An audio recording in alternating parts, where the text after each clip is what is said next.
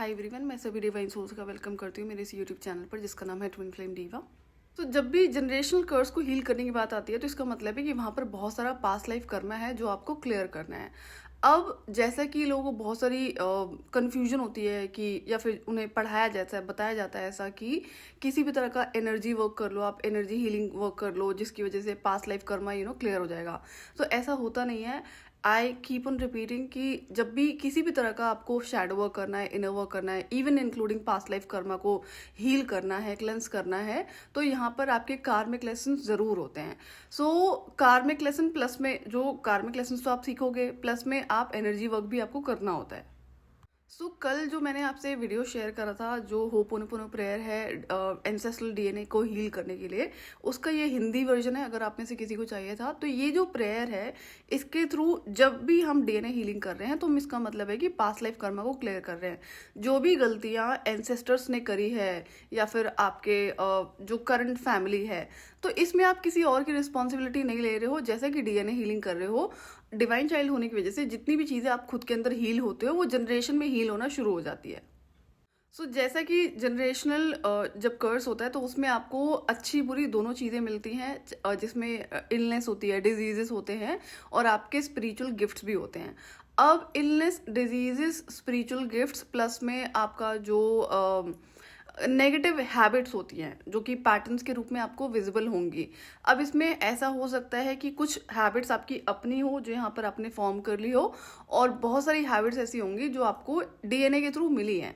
अगर आप उसको ऑब्जर्व करना शुरू करोगे तो आपको आपकी जो करंट फैमिली है वहाँ पर दिखाई ज़रूर पड़ेगी। अब पास्ट लाइफ के नाम पर ना बहुत ज़्यादा लोगों को कंफ्यूज करा जाता है, चाहे ट्विन फ्लेम्स हैं या फिर कोई और नॉर्मल इंसान है। तो अब करना क्या है आपको कि पास्ट लाइफ में क्या हुआ, कैसे हुआ, उस पर बहुत ज़्यादा ध्यान देने की आपको ज़रूरत नहीं पड़ेगी। क्यों? क्योंकि जैसे कुछ पर्सन आपको ज़रूरत पड़ती है। अगर जैसे मेरे केस में था, जो एंसेस्ट्रल कर्स लगा था, तो मेरे लिए उसे जानना बहुत ज़रूरी था। तो उसके जबकि वहाँ पर बहुत ज़्यादा बैक टू बैक मुझे वो चीज़ें दिखाई जा रही थी ड्रीम के थ्रू, तो फिर मैं अपफ्रंटली देखती हूँ कि ऐसा क्या हुआ था, कर्स कैसे लगा था। तो इस पर मैंने आपसे स्टोरी शेयर करी हुई है और मेरे पास में एक्सेस होता है इन चीज़ों को देखने का। और इसके साथ में एक और जो रीज़न था ना कि जब मेरी अवेकनिंग हुई थी तो इनिशियल डेज के अंदर मैंने कुछ पर्टिकुलर चक्रास जो एक्टिवेट कर दिए थे। उसकी वजह से भी होता है। तो जो भी चीज़ें मैंने आपको स्टेप बाय स्टेप बताई हैं, आप इनर जो हीलिंग कर रहे हो वो बहुत डीप लेवल पर हो रही है। डीएनए हीलिंग का ही पार्ट है जितनी भी चीज़ें मैंने अभी तक आपको स्टेप बाय स्टेप्स बताई हैं। तो ऐसी कोई भी आदत जिससे आपको पता है कि आपके लिए ये ठीक नहीं है या फिर नुकसान होता है या फिर चीज़ें डिले होती हैं आपकी लाइफ में, तो उन सारी हैबिट्स पर आपको कंट्रोल लगाना होता है। अब वो आपको रिपीटेड पैटर्न के रूप में ज़रूर दिखाई पड़ेंगी। तो पास्ट लाइफ को जानने की आपको बहुत ज़्यादा ज़रूरत नहीं पड़ेगी। अगर आप जो अपनी करंट लाइफ है ना, जो यहाँ पर है, सबको पता होता है कि हमारे अंदर कौन सी हैबिट्स है, कौन सी हैबिट्स को चेंज करना चाहिए। जैसे जो 9 प्लैनेट्स होते हैं जिसमें अगर हम मॉर्निंग में उठ जाते हैं टाइम से, अगर हम अर्ली मॉर्निंग नहीं भी उठ रहे हैं 4 बजे, तो एटलीस्ट 6 बजे तो उठ जाएं। लेकिन लोगों को आदत होती है 8, 9, 10, 11, 12 बजे तक सोने की। तो इससे क्या होता है, आपके जो प्लैनेट्स होते हैं उसकी एनर्जीज खराब होनी शुरू हो जाती है। सो एज आई सेड कि लोगों को जो आजकल बहुत सारी रिचुअल और रेमेडीज करने की जरूरत पड़ती है ना, उन्होंने अपने प्लैनेट्स की एनर्जी खुद ही खराब करी है। तो जो हैबिट्स होती हैं, पहले अगर हम एंशियंट जो भारत है हमारा उसको देखेंगे तो उसमें जो भी चीजें डिजाइन थी वो आपके प्लैनेट्स के अकॉर्डिंग डिजाइन थी, ताकि आपको किसी तरह की पर्टिकुलर रिचुअल और रेमेडी ना करनी पड़े और आपकी जो प्लैनेट्स की एनर्जी है वो भी अच्छी बनी रहे। आपको जो मैंने 5 एरियाज बताए हैं, mental, emotional, physical, financial and spiritual, इन पांचों एरियाज में मास्टरी करनी पड़ती है, स्पेशली अगर आप एक ट्विन फ्लेम हो। और ये अगर वहां पर जनरेशनल कर्स है तो आपको पता होना चाहिए कि कोई भी ऐसा इशू आप इग्नोर नहीं कर सकते जो आपको पता है। एक तो होता है कि पता नहीं है, बट बहुत सारी चीज़ें ऐसी होती हैं जो हमें पता होती हैं, स्पेशली कि ये एक हैबिट है लोगों में कि जल्दी सोकर ना उठने की। तो ये गलत आदत होती है, इसकी वजह से प्लैनेट्स खराब होते हैं और चीज़ें फिर ब्लॉकेजेस लगते हैं। अभी आपको क्या करना है कि पास्ट लाइफ में बहुत ज़्यादा आपको चेक करने की ज़रूरत नहीं पड़ेगी। आप पहले तो अपनी करंट लाइफ में जितनी चीज़ें हैं आपको हील करने के लिए पांचों एरियाज में, वो आपको पता होने चाहिए। और जैसे आप अपना इनर वर्क करना शुरू करोगे आपको और चीज़ें सरफेस पे आनी शुरू हो जाएंगी। कार्मिक पैटर्न्स को अब आपके लिए रिकॉग्नाइज करना बहुत ज़्यादा डिफिकल्ट नहीं होगा, जैसे कई सारे वीडियोस में आपसे शेयर कर चुकी हूँ। कई लोगों ने कमेंट्स भी किए थे कि क्या क्या इश्यूज हैं। जितने भी सुधार, जितने भी करेक्शंस आप अपनी लाइफ में कर रहे हो पांचों एरियाज में, आप पैरेलली जो पास्ट लाइफ कर्मा है आपके एंसेस्टर्स का, उनको क्लियर कर रहे हो। और ये जो डीएनए हीलिंग पर मैंने आपसे होपोनोपोनो प्रेयर करी है, ये जो अननोन कर्मास होते हैं जो आपको हो सकता है विजिबल ना हो, तो वो भी आप इन्हें हील करना शुरू कर देते हो। सो बिना कार्मिक पैटर्न्स को ब्रेक करे, बिना कार्मिक साइकिल्स को एंड करे, कभी भी आपका डीएनए हीलिंग नहीं हो सकती है। सो कार्मिक पैटर्न्स को ब्रेक करने में टाइम लगता है और जो कार्मिक साइकिल्स हैं उनको भी एंड करने में टाइम लगेगा। तो कार्मिक साइकिल काफ़ी लंबे चलते हैं, डिपेंड करता है कि आप कितने स्ट्रांग हैं। जब तक आप उस कार्मिक साइकिल को रिकॉग्नाइज नहीं करते हैं तब तक आप उसे ब्रेक नहीं कर पाएंगे। पास्ट लाइफ के बहुत सारे ऐसे कर्म होंगे जो आपको नहीं पता होंगे, लेकिन जब आप इस डीप इनर वर्क को करना शुरू करते हो कि अब आपने पैटर्न्स को रिकॉग्नाइज करना शुरू करा है, उस पर काम करना शुरू करा है, कार्मिक साइकिल्स को आप रिकॉग्नाइज करते हो, तो इतना ही आपका काम है। जो पेंडिंग रह जाता है, जो आपको नहीं रिकॉग्नाइज कर पाते हो, वो ये जो प्रेयर है ये इनफ होती है पास्ट लाइफ कर्मास को हील करने के लिए। और जनरेशनल कर्स को ना वही हील कर सकता है जो बहुत ज़्यादा स्ट्रॉन्ग बाउंड्रीज के साथ में जीता है इंसान। अगर अभी तक आपकी लाइफ में स्ट्रॉन्ग बाउंड्रीज नहीं रही हैं तो आपको पता है कि ये आपको करना ही पड़ेगा। एक लूज बाउंड्री का इंसान कभी भी जनरेशनल कर्स को हील नहीं कर सकता है। क्यों? क्योंकि ये चीज़ें जब भी जनरेशनल कर्स होता है तो वहाँ पर बहुत सारे नेगेटिव पैटर्न्स क्रिएट करे जाते हैं और जो एंटिटीज होती है वो मेक श्योर करती हैं कि ये पैटर्न्स कंटिन्यू होते रहे। अब क्या होता है, नेगेटिव पैटर्न से फैमिली में इश्यूज रहते हैं। एंड बात सिर्फ डिजीज़ की नहीं है, यहाँ पे बहुत सारे गलत पैटर्न्स भी होते हैं, जैसे कि जो बच्चे हैं वो गलत चीज़ों में निकल जाएंगे। और तो अगर आप इन चीज़ों का कंट्रोल अपनी लाइफ में लगाओगे तो आपकी जो आने वाली जनरेशन है उसमें ये चीज़ें आपको नहीं देखने को मिलेंगी। देखो क्या होता है, अच्छे बुरे लोग हर फैमिली और जनरेशन में होते हैं। आपको दूसरों की रिस्पॉन्सिबिलिटी नहीं लेनी है, बदन आपका काम है ब्लड लाइन को क्लियर करना। तो जितनी स्ट्रॉन्ग बाउंड्रीज आपकी लाइफ में होंगी उतना आप अमेजिंग लेवल पर डीएनए हीलिंग कर रहे होते हो। एक पैटर्न देखना, किसी ने शेयर करा था, किसी डीएफ ने, कि क्या होता है कि एक रिलेशनशिप एंड हुआ, फिर वो दूसरे रिलेशनशिप में एंटर कर गई, वो भी टॉक्सिक एंड अब्यूसिव, देन उसके बाद में फिर तीसरा रिलेशनशिप। तो अब इसमें क्या होता है, देखो एक तो होता है इंसान जानबूझकर जो गलत होता है ना, कि जानबूझकर उसे रहने की आदत है मल्टीपल रिलेशनशिप में। यहाँ पर सिचुएशन अलग है। इनके साथ में क्या है कि इनका एक रिलेशनशिप एंड होता है और ये दूसरे रिलेशनशिप में एंड कर जाती है, जहाँ पर सामने से किसी मैस्कुलिन ने अप्रोच किया या हर बार मैस्कुलिन ही अप्रोच करता है।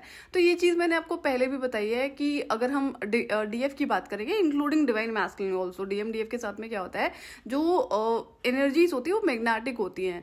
तो आपको लोग अप्रोच करते हैं, अब इसका मतलब थोड़ी है कि आप अवेलेबल हो जाओगे अगर आप यही करते हो।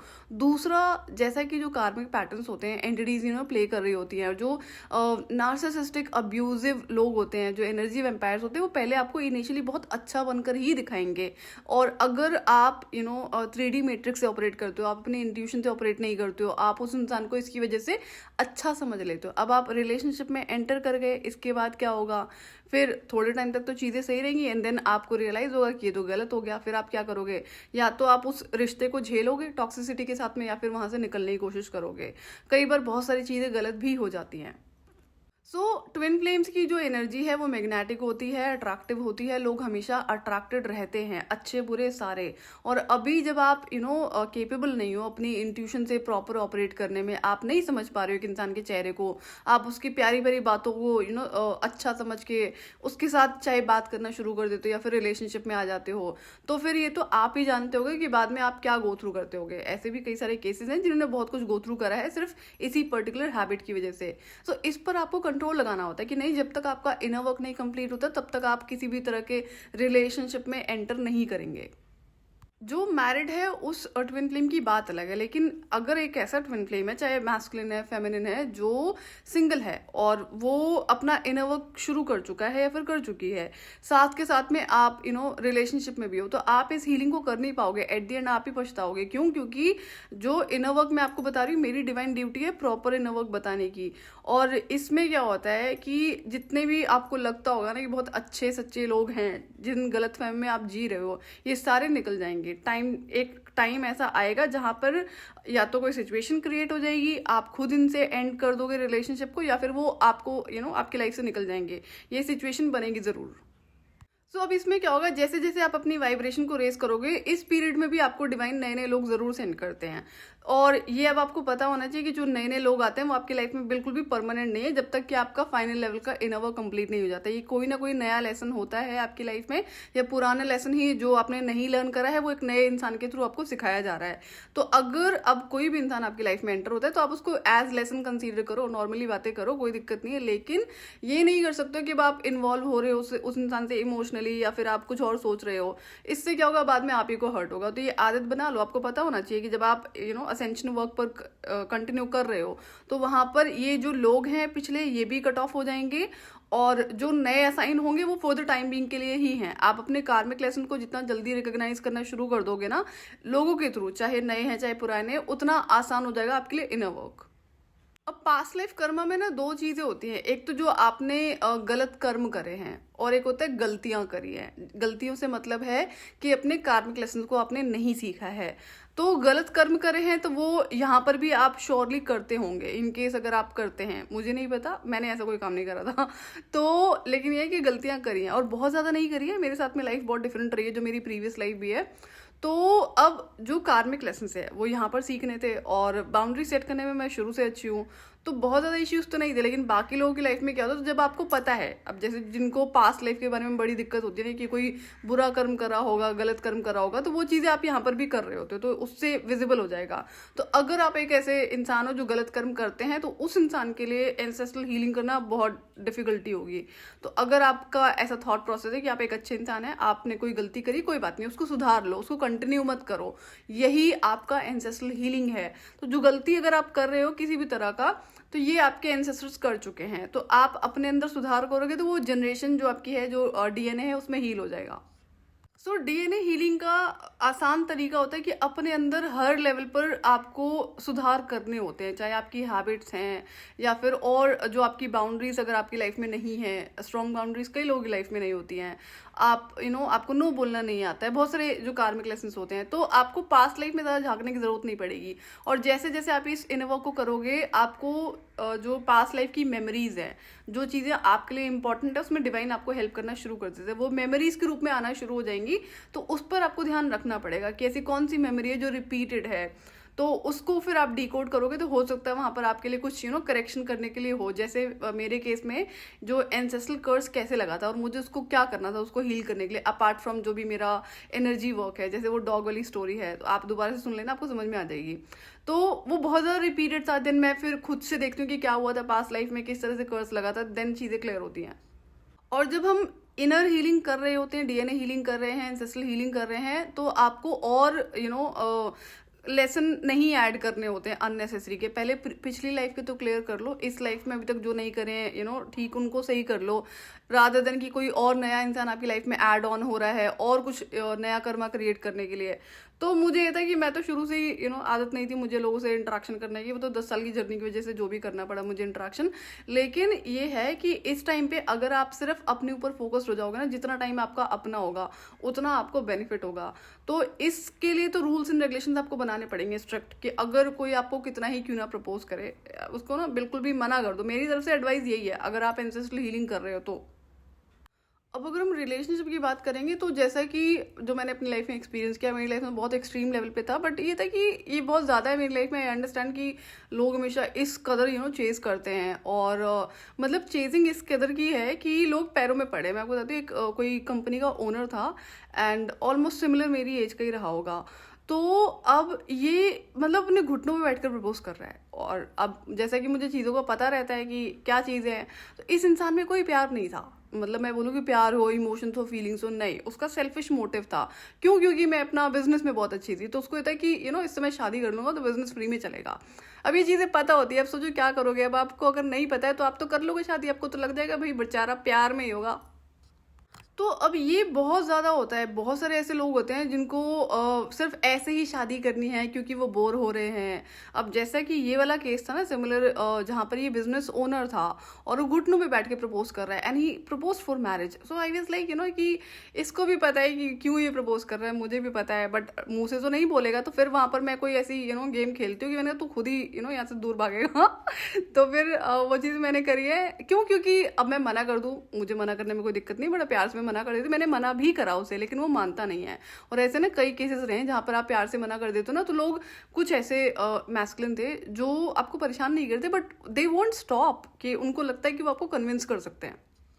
तो जब आप अपनी इंट्यूशन से फुली कनेक्टेड होते हो तो आपको बहुत हेल्प होती है, आपको पता होता है। तो ऐसे ना बहुत सारे केसेस देखे मैंने जहाँ पर स्पेशली जब मेरी 10 साल की जर्नी शुरू होती है, तो मेरी सराउंडिंग्स में जितने भी ये कपल्स थे, एक आध को छोड़कर ना बाकी जितने थे सब सेल्फिश थे। लेकिन उनका कहना है कि भाई ये एक दूसरे से प्यार करते हैं और ये रिलेशनशिप में बाद में ऑलमोस्ट 4-5 लोगों की तो शादियां भी होती है। नाउ दे आर क्राइंग, क्यों? क्योंकि सबके अपने सेल्फिश मोटिव थे। किसी को शक्ल सूरत से शादी करनी थी, किसी को पैसों से शादी करनी थी, किसी को स्टेटस से शादी करनी थी, तो सारे ही रो रहे हैं। तो क्या होता है सरफेस पे, और दो वहां पर कहीं पे एक भी केस ऐसा नहीं देखा मैंने जहां पर मैं कह दूं कि भाई किसी के साथ में गलत हुआ हो। नहीं, एक का सेल्फिश मोटिव था, अगर फीमेल का सेल्फिश मोटिव था तो मैस्कुलिन का भी सेल्फिश मोटिव था। सो दो सेल्फिश लोग आपस में प्यार करने की एक्टिंग कर रहे थे, फिर उनकी शादियां हो जाती हैं, अब वो उनकी जिंदगी हेल बनी हुई है। तो वो तो होगा ना, जब भी आप किसी रिलेशनशिप में सेल्फिश मोटिव की वजह से होते हो या फिर शादी करते हो, तो ये नर्क की यात्राएं आपको यहाँ पे करनी होती है। क्यों? क्योंकि रिलेशनशिप्स प्योर होते हैं, अच्छे होते हैं, भगवान के बनाए हुए हैं। उसको अगर आप खराब कर रहे हो अपने सेल्फिश मोटिव की वजह से, तो इंसान अपना कर्म फल यहाँ पर भुगत रहा है। तो जब भी आप एंसेस्ट्रल हीलिंग कर रहे हो, आप किसी भी तरह के रिलेशनशिप पर फोकस मत करो, सिर्फ अपने ऊपर फोकस करो, अपने करियर पे फोकस करो। आप जब एनर्जी वर्क करना शुरू करते हो ना, कार्मिक लेसन लर्न करना शुरू करते हो, तो डिवाइन आपकी हेल्प कर रहे होते हैं।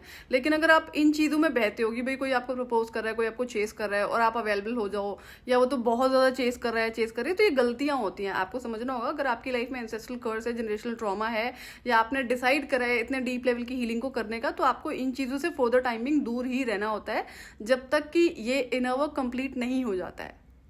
तो ये जो होपोनोपोनो प्रेयर है, ये आप अपने एंसेस्टर्स के पास्ट लाइफ कर्मा को क्लियर कर रहे हो, अपनी भी जो पास्ट लाइफ के कर्मा है उनको क्लियर कर रहे हो। अब पास्ट लाइफ के जो कर्मास होते हैं, एक जो आपको विजिबल हैं, जो आपको नहीं विजिबल हैं।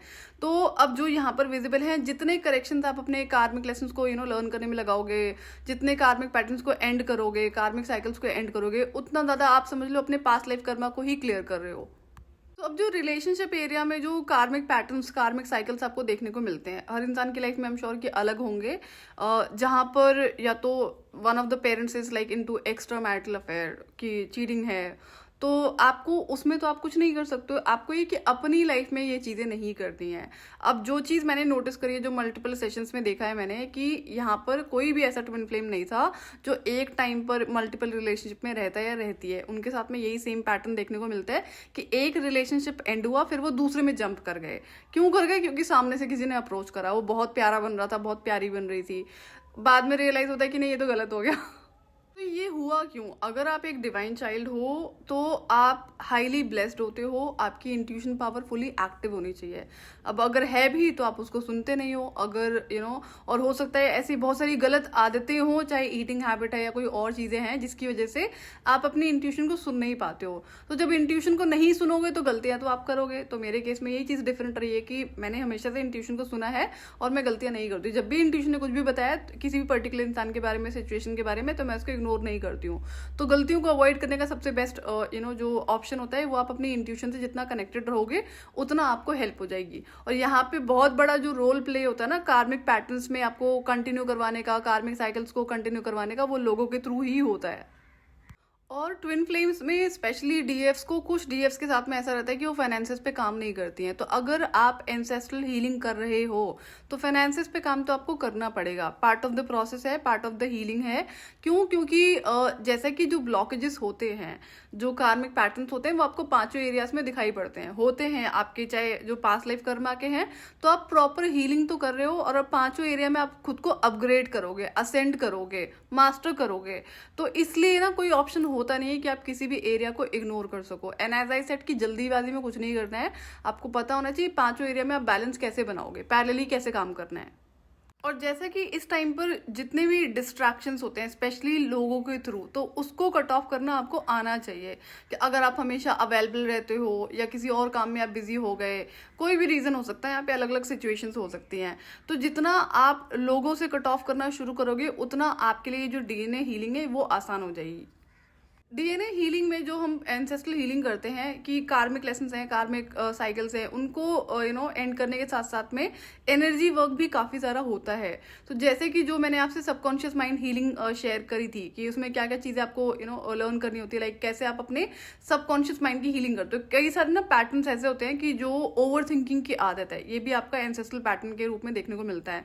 जैसे यहाँ पर ओवर थिंकिंग मेरे अंदर नहीं थी, but I recognise a pattern कि मॉर्निंग में उठते ही ना कुछ कॉन्वर्सेशन शुरू हो जाना। तो मुझे तो ये था कि मेरे साथ में एंटिटीज की वजह से होता है, प्लस में जो एंटिटीज हमेशा बातें करती रहती थी। कार में ट्विन फ्लेम का अलग ही चीजें चलती रहती थी कि वो एक ब्रेन उसी के लिए असाइंड है कि हमेशा 24/7 बातें करता रहता है।